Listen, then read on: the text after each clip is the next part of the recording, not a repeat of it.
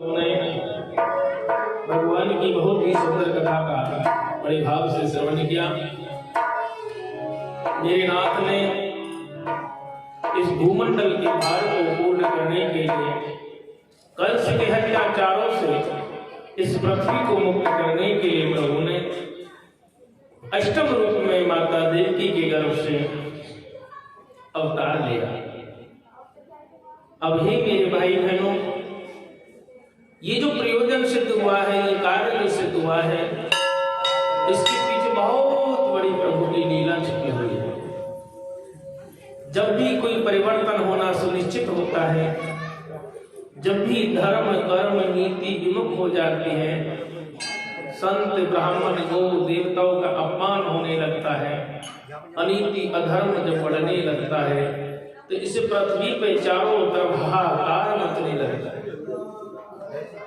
ऐसी स्थिति में भगवान श्री हरि किसी न किसी रूप में आकर के इस पृथ्वी के भार को मुक्त करते हैं, अधर्म का नाश करते हैं, धर्म पुण्य प्रताप को प्रकट करते हैं। आज वही लीला पूर्ण करने के लिए प्रभु जी इस भूमंडल पर अवतरित हुए। माता देवकी के गर्भ से अष्टम पुत्र के रूप में भगवान आते हैं। अब प्रभु की कृपा देखो, जिस समय भगवान इस भूमंडल पर अवतरित हुए, प्रभु ने पहले ही माता को और पिता को समझाया है, उनकी जन्म जन्मांतरों के बारे में बताया कि मेरा जन्म किस उद्देश्य से हुआ है। और जिस चिंता में माता देवी की रात दिन डूबी हुई थी, उस चिंता को मुक्त करने के लिए प्रभु ने मैया को भी समझाया। पर यहाँ पर माता देवी ने एक ही बात कही कि प्रभु आप आते तो हो, पर हमें एक ही चिंता सताई जा रही है कि इस कंस ने मेरे मासूम बच्चों को इस चट्टान पर, इस पत्थर पर पटक पटक के मार दिया था। प्रभु मुस्कुरा गए, बोले हे मैया चिंता ना करो, आज से आपके सारे संकट दूर हो गए। प्रभु बाल रूप में प्रकट होते हैं। प्रभु के आदेश अनुसार वसुदेव जी महाराज कन्हैया को लेकर के गोकुल पधारते हैं। कहते वहां भी यमुना महारानी ने प्रभु के लिए पलके बिछाए हुए बैठी हुई थी। प्रभु के चरण पाद का स्पर्श करके अपने आप को धन्य किया। वसुदेव जी महाराज गोकुल धाम पहुंचे, नंद के द्वार जाके प्रभु को माता के पास में सुलाया और वहां पर जो माया रूपी कन्या थी, उस कन्या को लेकर वसुदेव जी महाराज मथुरा में पधारते हैं, कारागृह में आते हैं। कंस को पता चला, कंस ने फिर वही हरकत की जो करते आए हैं, उस कन्या को छीनकर मारने को तैयार हुआ। वह कन्या हाथ से छूटी, आकाश में अष्टभुज रूप धारण करके बोली, हे कंस तू मुझे क्या मारेगा, तुझे मारने वाला तो जन्म ले चुका। तो ये कथा आपने सब कल बड़े भाव से श्रवण की थी। नंद के द्वार पर लाला के जन्म की खुशी चारों दिशाओं को आनंदित कर रही है।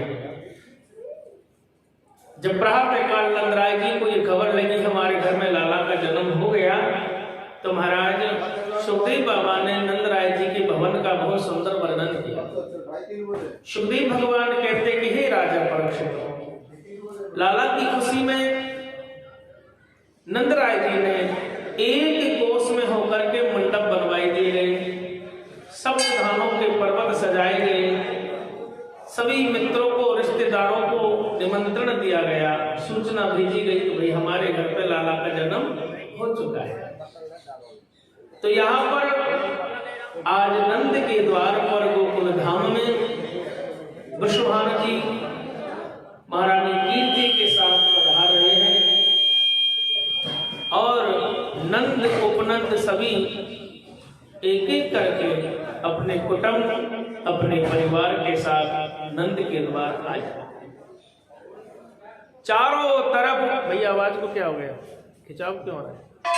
चारों तरफ एक ही आनंद लुट रहा है। सब लोग बधाई लेके आ रहे, किसी के हाथ में फूल है, किसी के हाथ में माखन है, किसी के हाथ में वस्त्र है, किसी के हाथ में आभूषण है।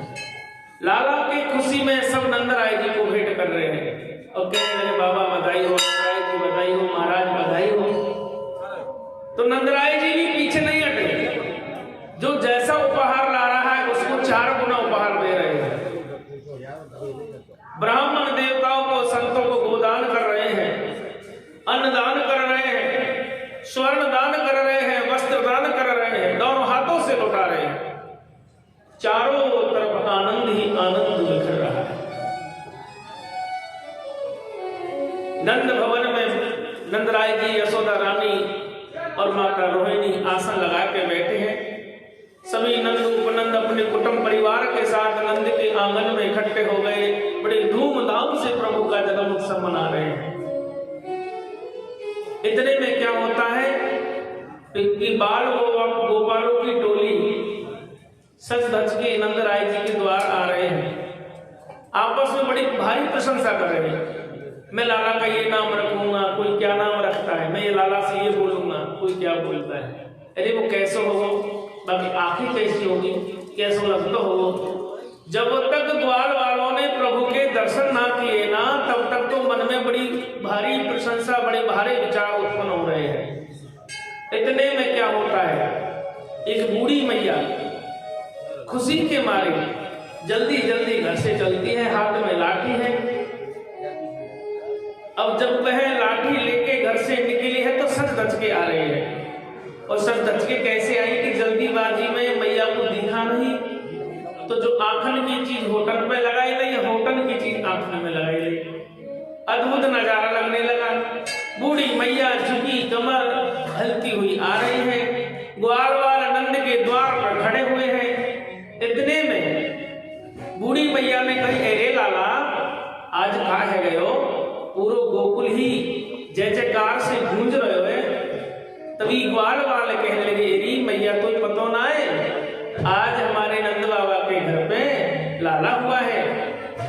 और लाला ऐसा अद्भुत हुआ है कि नंद उपनंद दुश्मन सब पधारे हैं। सभी रिश्तेदार नातेदार सब आए हैं लाला की खुशी को बांटने के लिए। आहा, अब होता क्या है, मैया ने कही, एरे लाला मुझको आंखन से दिखे नहीं, हाथ पाव संग नहीं देते हैं, अरे वो कैसो होगो, कैसो लगतो होगो। यशोदा रानी कितनी खुश हो रही होगी। इतने में एक ग्वाले ने माखन का लौंदा जिसमें मिश्री मिली हुई है, मिश्री से लिपटा हुआ लौंदा उठा के मैया के मुंह पे मारो। अब मैया के मुंह पे जैसे ही माखन को मारो है, मैया जीभ से चाटने लगी और कहने लगी, अरे ऐसो लगो जैसे कि मिश्री को डरा मुंह में आ गए हो। इतने में वह बूढ़ी मैया पहुंच गई नंद के द्वार और नंदराय से बोली, बाबा बधाई हो, बाबा बधाई हो। नंद बाबा बोले, तेरी मैया को बहुत बहुत बधाई हो, बहुत बहुत बधाई हो। बूढ़ी मैया ने बड़े भाव से कहा, हे नंदराय, मैंने आज ही अचंबो सुनो है और मैं दौड़ के आई हूँ। अरे कैसो अचंबो सुनो, तो बड़े भाव से मैया सुना रहे हैं। अरे लाला जायो है यशोदा ने, लाला जायो है। देख रहे नंदराय, हमने सुना है कि यशोदा के घर के अंदर लाला हुआ है, तो यशोदा रानी ने उसको जन्म दिया है। अरे लाला जायो है यशोदा ने, लाला जायो है। वो ब्रज में, वो ब्रज में, वो ब्रज में हो रही जय जयकार, नंदगढ़ लाला जायो है। वो ब्रज में हो रही जय जयकार, नंदगढ़ लाला जायो है।